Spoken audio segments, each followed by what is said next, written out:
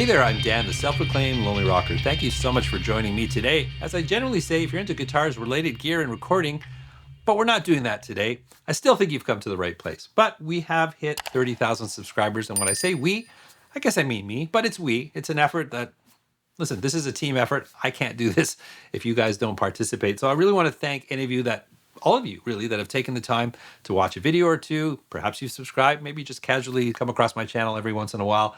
It all matters to me, and I really appreciate that. So I just wanted to thank you for that. Now, 30,000 subscribers does not make me YouTube famous. Not that I ever set out to do this to get famous or get rich or anything like that. I actually have a video production background. I've been working in the video production industry for a lot of years, worked in high-end post-production facilities. Editing was sort of my entrance into the industry. I've been editing for a long time. Then I got into directing and producing, done commercials, did a lot of music videos, worked with some really cool bands like 3 Days Grace and Finger 11 and a multitude of other independent bands. It was a lot of fun. Just experienced a lot of content, and I am a content guy. They call it content creators now, but back when I was doing it, you were either an editor or a producer or a director. I suddenly became all of those things. And more recently, in TV commercials in the Toronto production industry, I was sort of that guy they would hire if you needed a script written, someone to direct and shoot it and do all the editing. I would just basically handle the whole thing. So it was a natural progression for me to start doing YouTube. The one thing that I never did was put myself in front of the camera. That was a really foreign process. I wear a baseball hat, not because I'm bald. I'm not as luscious as I used to be, but I wear a hat because my hair doesn't matter. I had a bad hair day one day, and that video will haunt me for the rest of my life. So I keep it simple. I throw a ball cap on because it's not about this. It's about the experience.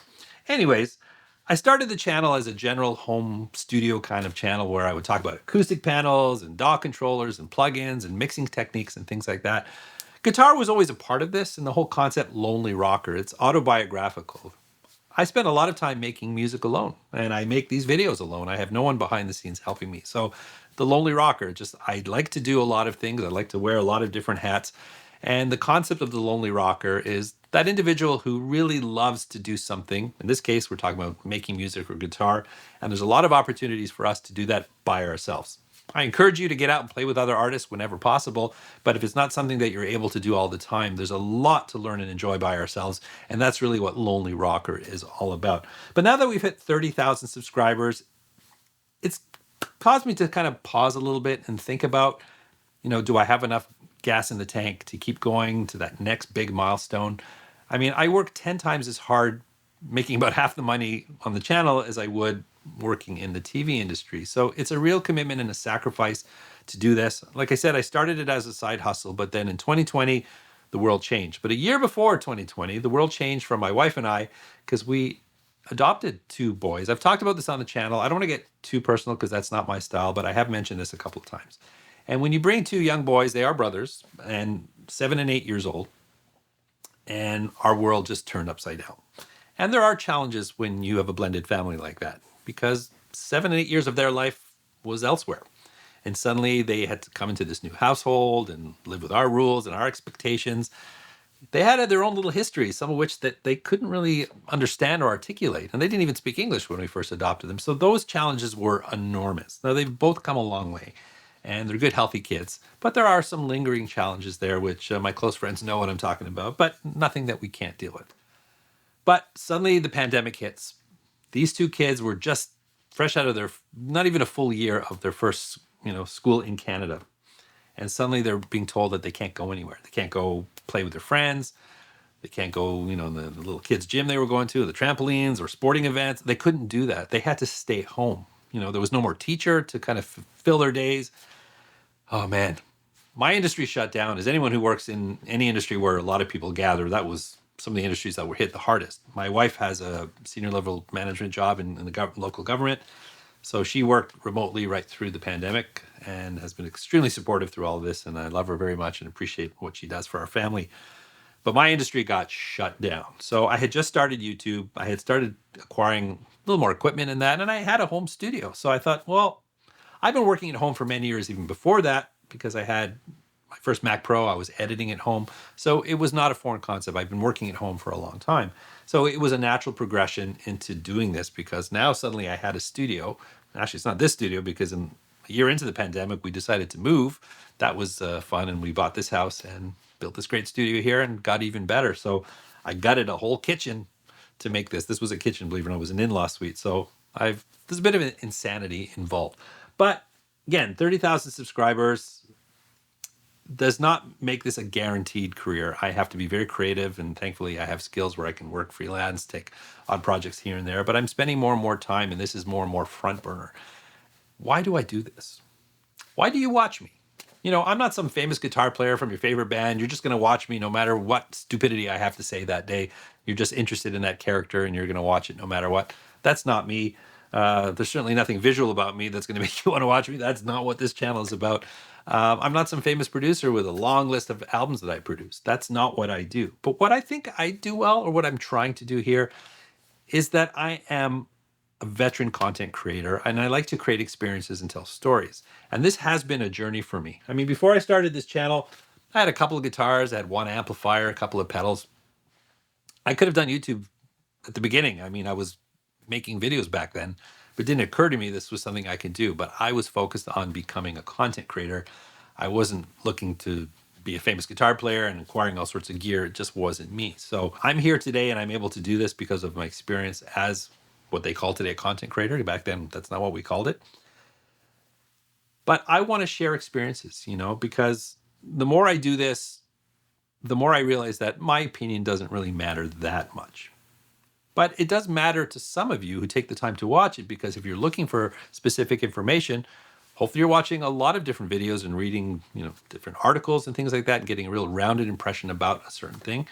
So I've removed the word review from anything that I do. I don't like to use that word, because review implies is that I'm going to use it and I'm going to give you the pluses, I'm going to give you the minuses, and I'm going to basically sell you the idea that what I say matters.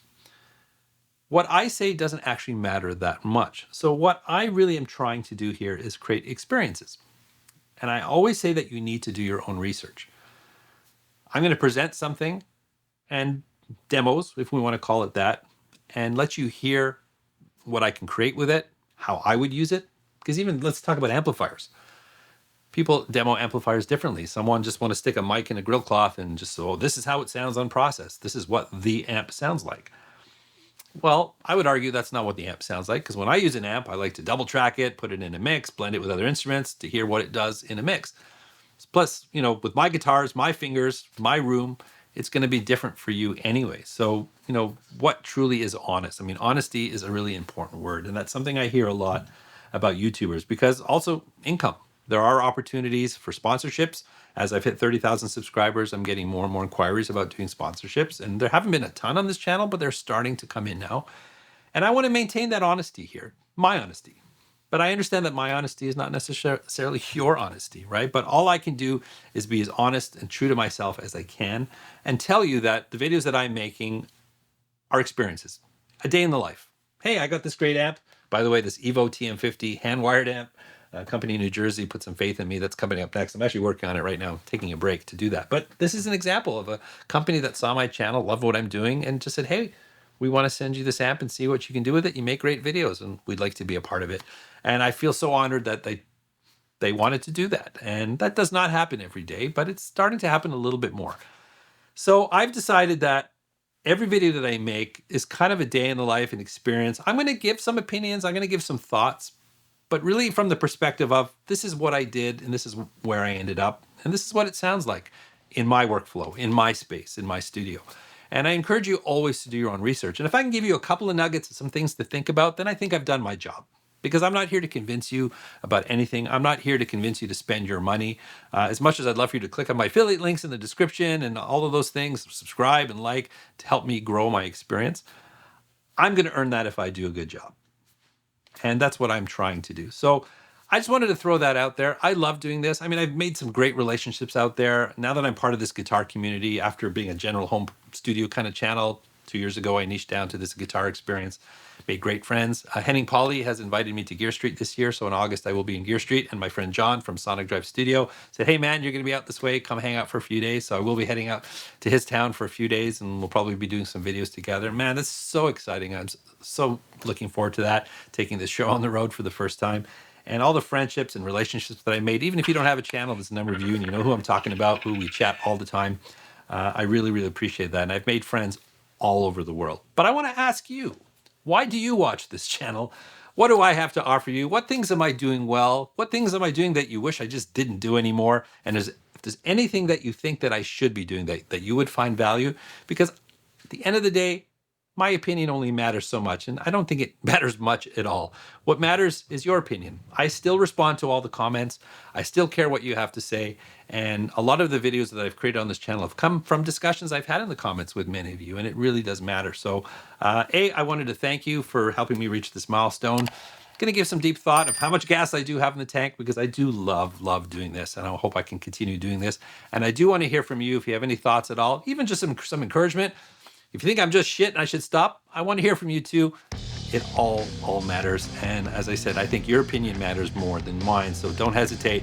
That's what the comment section is for. So thanks so much if you made it this far to listen to my little rant. I really appreciate that. And don't forget, if you did like what you saw here, don't forget to like, subscribe, and ring that bell. And remember, you don't need a band to rock and roll. And I'll catch you in the next one.